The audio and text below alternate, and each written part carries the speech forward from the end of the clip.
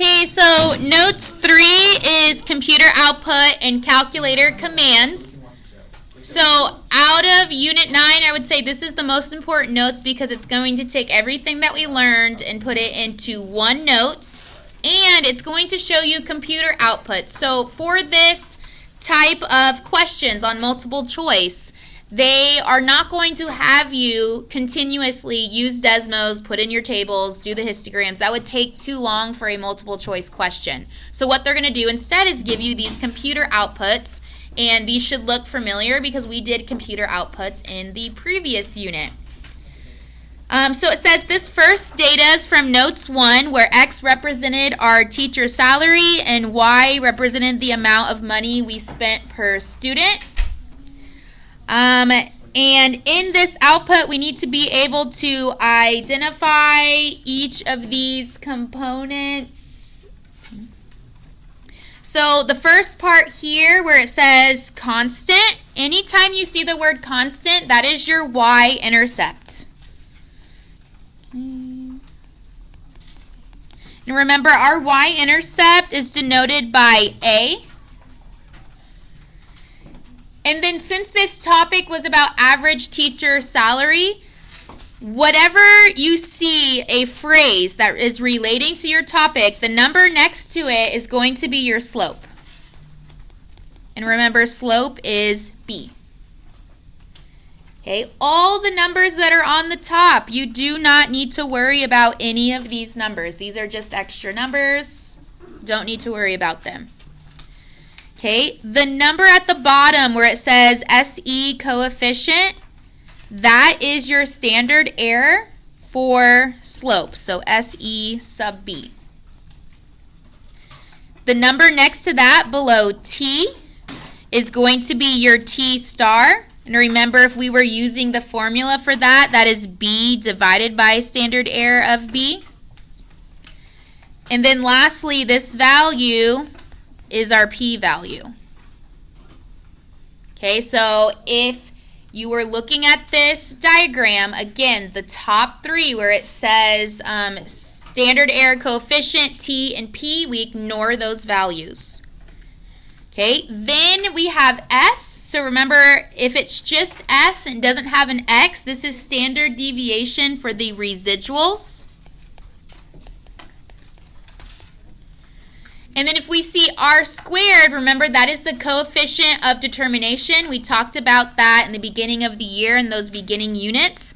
And if we were to take the square root of that number, we would get correlation.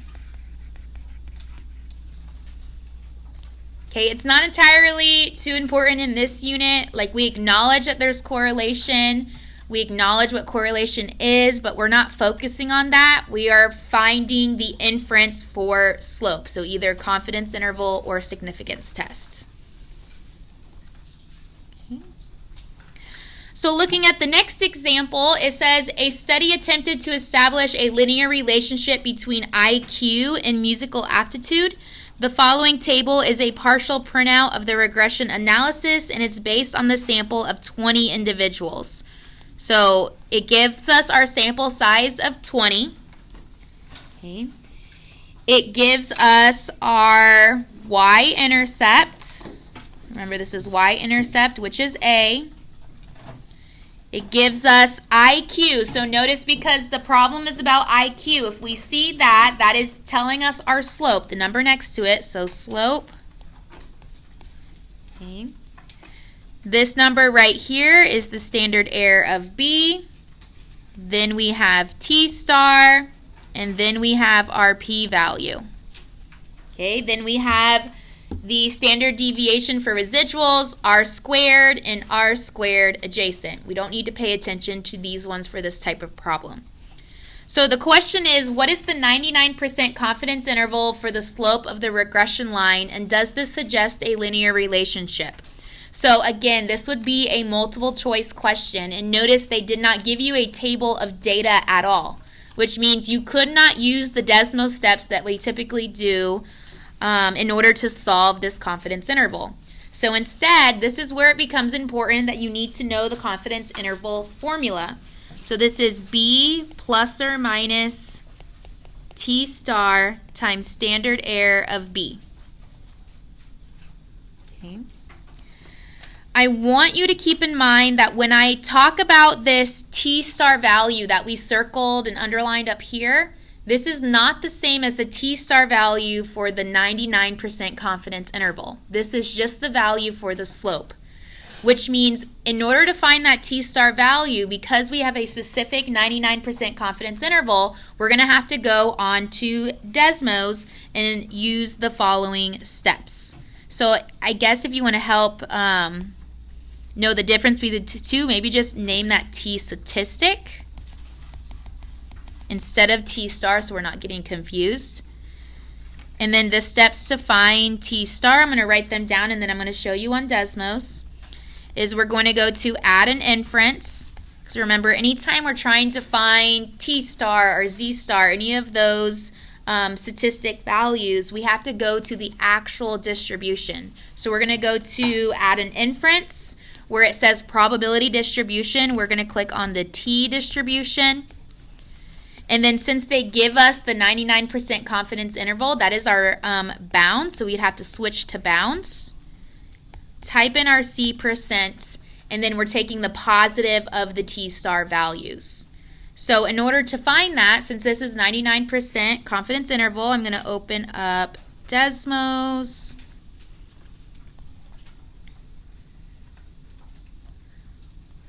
And ignore that one up there.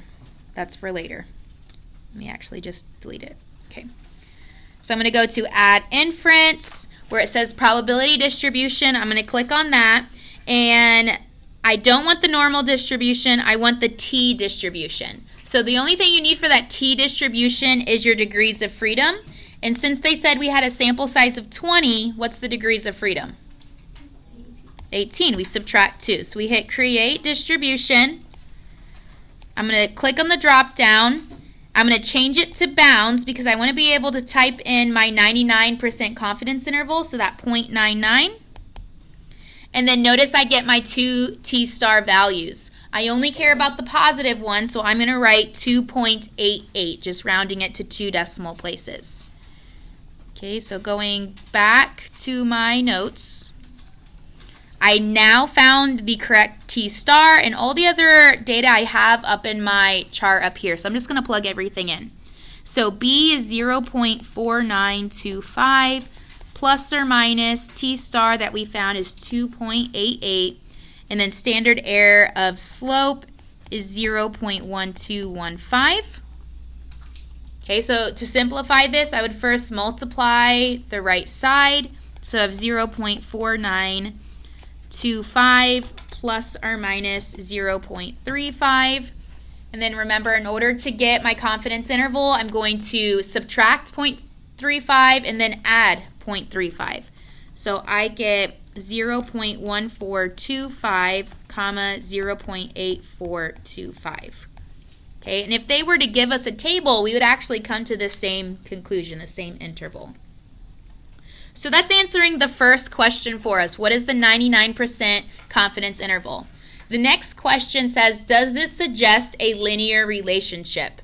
So looking at the two bounds for our confidence interval, we're trying to see if this interval contains 0. So yes or no? No, it does not contain 0. So since it does not contain 0, that means that this does suggest a linear relationship. So we're going to say since the interval doesn't contain 0, this suggests a linear relationship. Which means if it did contain 0, that would suggest what? Good, a non-linear relationship or just not a linear relationship. Okay. And remember from the lab, we said if we also look at that interval, we're able to tell what type of linear relationship we have. So since both of these numbers are positive values, that means we have what type of linear relationship? positive, right? Because they're both positive values, so we have a positive relationship. So what would tell us that we have a negative linear relationship? Both would be negative. Why couldn't one just be negative? Because of 0. Then it would contain 0. Okay, good. So on the next part of the notes, if you have a sticky note, if you have whiteout, if you have something to cover this up, a piece of paper with some tape, remember on the original notes it had the calculator commands for the TI-84. These are the steps for Desmos. So go ahead and take a moment and copy this down. With the Desmos commands, remember in order to solve this, we're always using a t-test of m. Okay, why m? Where did m come from? Slope. So on Desmos, m is slope. Okay, anytime we talk about slope, in case of the notes, it's b. But on Desmos, they use the y equals mx plus b form. So that's why they are using m. Okay, the first couple steps are the same for both a confidence interval and a significance test. You're first going to add a table, add a regression, export a custom regression. That is the most important. Export a custom regression.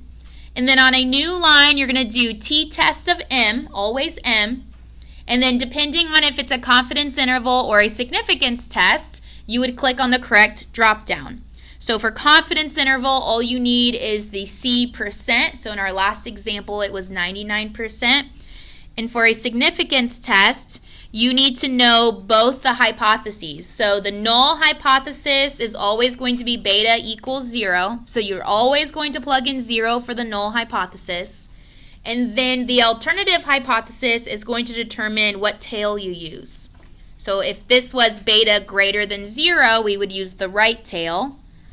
Beta less than 0, we would use the left tail.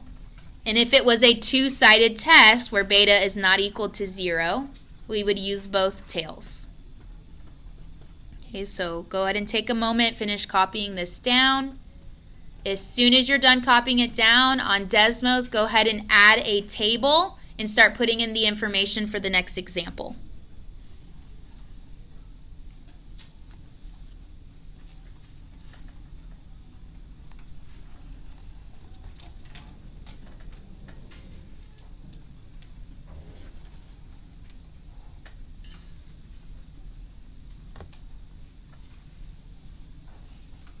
Okay, so if you're done writing, go ahead and put your pencil or pen down so I can see who's still writing this down, and that way I can know when I can switch to Desmos.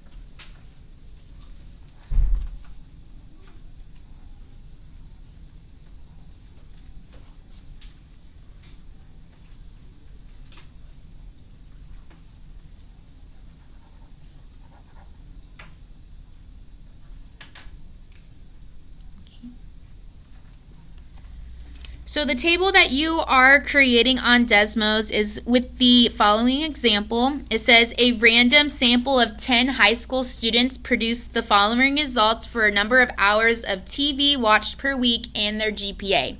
So we have a row of all the hours of TV they watched per week and then a row showing their current GPA. It says determine the least square regression line and give a 95% confidence interval estimate for the true slope. Assume all conditions have been checked and met. So again, this is another good example of a multiple choice question. Okay? In a multiple choice question, they don't care if you check the conditions. They just want to see what your confidence interval is, and that's how you would pick through the multiple choice part. So on Desmos, we have our table. So I have my table of data here. Since the very first thing it wants from us is the least square regression line, if I just click on the icon to the left that says add regression, and I scroll down, it's going to give me my equation for the least square regression line. So that's my first answer there. So I have y hat is equal to negative 0.072x plus 3.89, and that's just me rounding to a couple decimal places. Notice I put y hat and not y. Okay, because this is an estimate of the equation, not the actual equation for the data. Okay, very important you put y hat because it's not going to do that on Desmos. Okay, so this is the answer to the first part. Then it says give a 95% confidence interval estimate. So from here is when we go to those 3 dots and we hit export as custom regression. And then I scroll down on the next line, I put t-test m.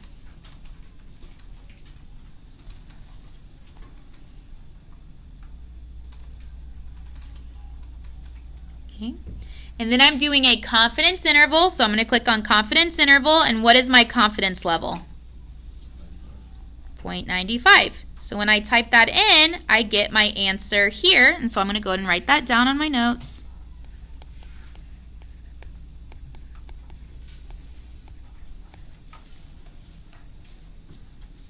Okay. And then I have answered that first part. Okay. We're not going to get rid of Desmos just yet because we're going to come back to it for the next one. But to continue off of what we were saying before, what do we notice about the confidence interval? Both of these numbers are negative. So what is that going to tell us about our estimate for true slope? It's negative. So since we have a negative interval, this implies we're going to have a negative slope. So if we have a negative slope, what does that mean in context of the problem? The more TV we watch, the lower our GPA. So this implies the more TV watched, the lower the GPA. We can even see that from some of the data points given. Like, for example, the person who watched 24 hours of TV a week has a GPA of 2.1.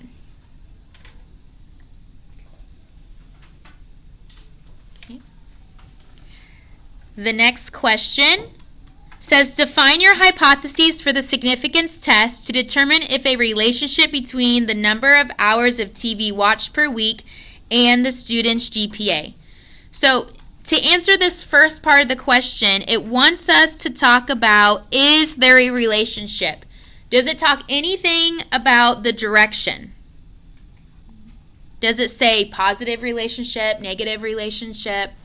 No, so since it says, is there a relationship, this is what type of test?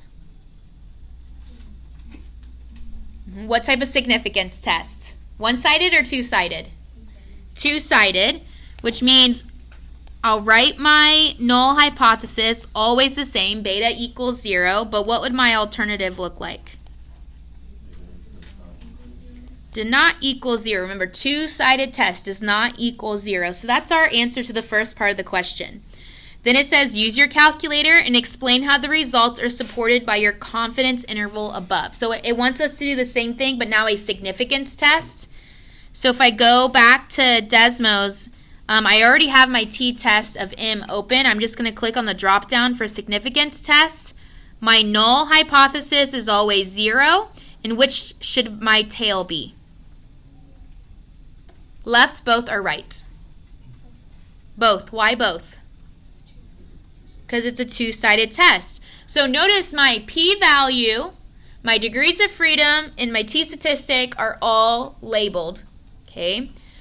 And notice that my p-value is so small they couldn't actually give us a number. They just said p-value is less than 0.0001. So I'm just going to go ahead and write that the p-value is equal to that 0.001. My degrees of freedom is 8. Makes sense. I had 10 sample size. 10 minus 2 is 8. And then my t-star value of negative 9.984. And then in order to draw a conclusion from this, I need to compare my p-value to what? To alpha. Did they give us alpha? Kind of didn't. They didn't directly say this is alpha, but since we're comparing it to the confidence interval, what do I know alpha to be? 0.05. Why? Yes, since our confidence interval was 95%, that means our alpha is going to be that other 5%. Well, 5% as a decimal is 0.05. So that's how we established alpha. So looking at our p-value and looking at alpha, is the p-value smaller or bigger? Smaller. So we're going to say that since p-value equal to 0.0001 is less than alpha equal to 0.05, we reject the null hypothesis. I'm just going to zoom in right here. We reject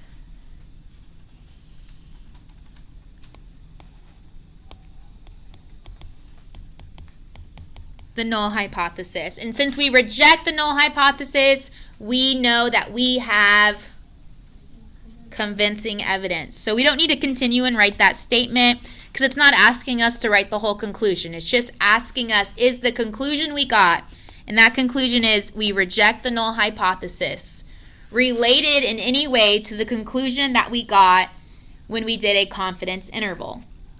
So in order to show that, we have to talk about whether or not 0 is included in the interval. So based off this interval here, is 0 inside? We're looking right here. Is 0 inside? No, because they're both negative. So we would say that since the interval doesn't contain 0, this implies that we reject the null hypothesis. Remember, that is based off of the notes we did in a previous unit, talking about the comparison with the confidence interval and the significance tests. Okay, so that's how we know that the results are supported by our confidence interval above.